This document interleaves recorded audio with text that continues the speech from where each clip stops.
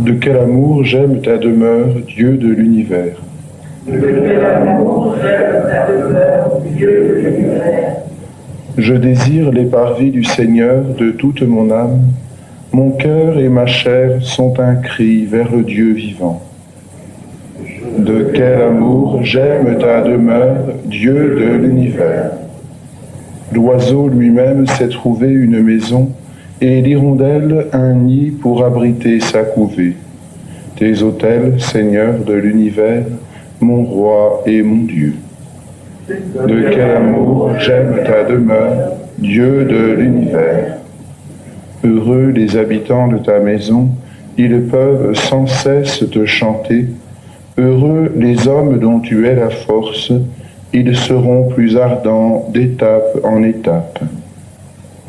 De quel amour j'aime ta demeure, Dieu de l'univers. Un jour passé dans tes parvis en vaut des milliers. J'ai choisi d'être là au seuil de la maison de mon Dieu, plutôt que d'habiter parmi les infidèles.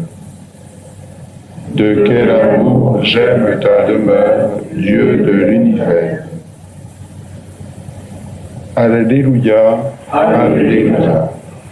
Accueillez humblement la parole semée en vous, c'est elle qui peut vous sauver. Alléluia.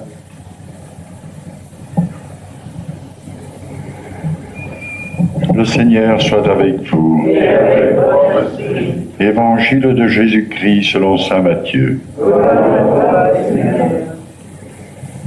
Jésus proposa à la foule une autre parabole.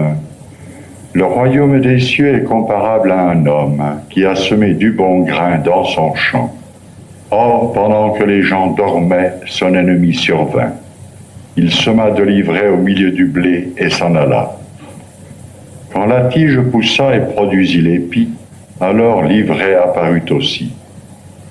Les serviteurs du maître vinrent lui dire « Seigneur, n'est-ce pas du bon grain que tu as semé dans ton champ ? D'où vient donc qu'il y ait de l'ivraie ?» Il leur dit « C'est un ennemi qui a fait cela. » Les serviteurs lui dirent « Alors veux-tu que nous allions l'enlever ?» Il répond « Non, de peur qu'en enlevant l'ivraie, vous n'arrachiez le blé en même temps. Laissez-les pousser ensemble jusqu'à la moisson. Et au temps de la moisson, je dirai aux moissonneurs, enlevez d'abord l'ivraie, tirez-la, liez-la en botte pour la brûler. Quant au blé, rentrez-le dans mon grenier. Acclamons la parole de Dieu. Louange à toi, Seigneur Jésus.